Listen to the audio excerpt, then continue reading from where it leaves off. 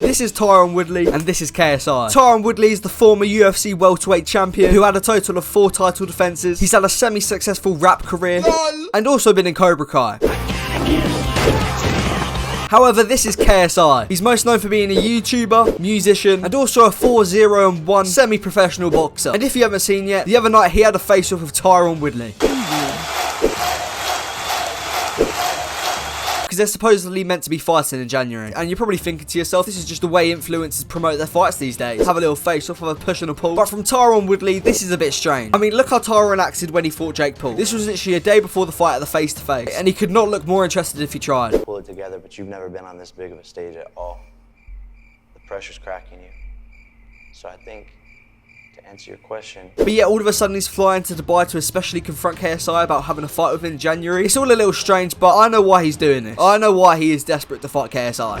Tyron Woodley's UFC contract went out in March of 2021, meaning that he was no longer signed to the company, and whatever he wanted to do with his life, he could do. He could box, he could sing, he could rap, he could do anything. I mean, if you know a bit about the UFC, you know Tyron was on a 4-fight losing streak, so that combined with the fact that he's just left the UFC really made people think that he wasn't going to fight again. And then bam, Jake Paul versus Ben Askren. Tyron Woodley's close friend Ben Askren was having a boxing match with Jake Paul, a YouTube star and friend of KSI, which Tyron actually helped Ben prepare for, which is probably the reason he got knocked out.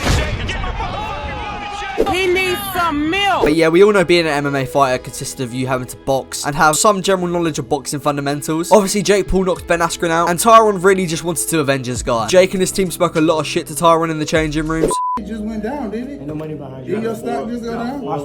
My stock still there. Your stock, yeah, what? My stock still there.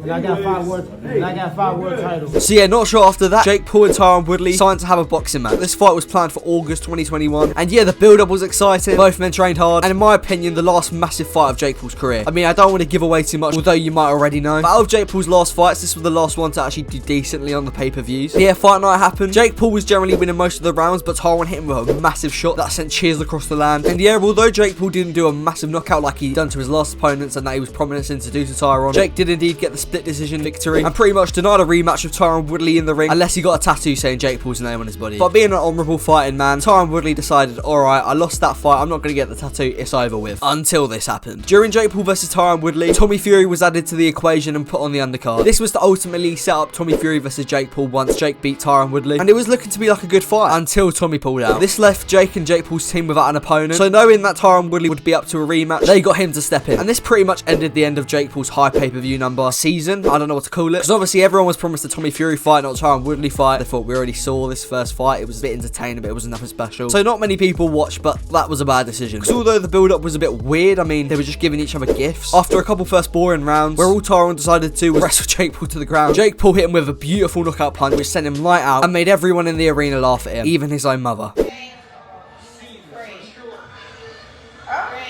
But yeah, Woodley was getting clowned on, his mum was laughing at him, and it weren't looking good. And this is the reason why I think Tyron Woodley is now desperate to fight KSI. Ever since that moment, Tyron Woodley was put in a situation that a fighter had never been in before. Yeah, Jake Paul knocked out Ben Askren before, but it was nothing like this. After chatting the absolute most to Jake Paul, this is where I give Jake Paul his props, because he is a smart man. During the build-up to this fight, Jake Paul was very black and white with the way he spoke to Tyron. I mean, one day he was giving him gifts, one day he was telling Ariel Helwani he was gonna fucking in the middle of the ring. I'm fucking him up. I'm fucking him up. I'm fucking him up, Ariel! I'm fucking him up! And this is partly reason to why I think Jake Paul played a manipulative game on Tyron Woodley, which really left him clueless. I mean, instead of having any conflict with Jake Paul, after the fight, I know he was knocked out, but he was still just silent.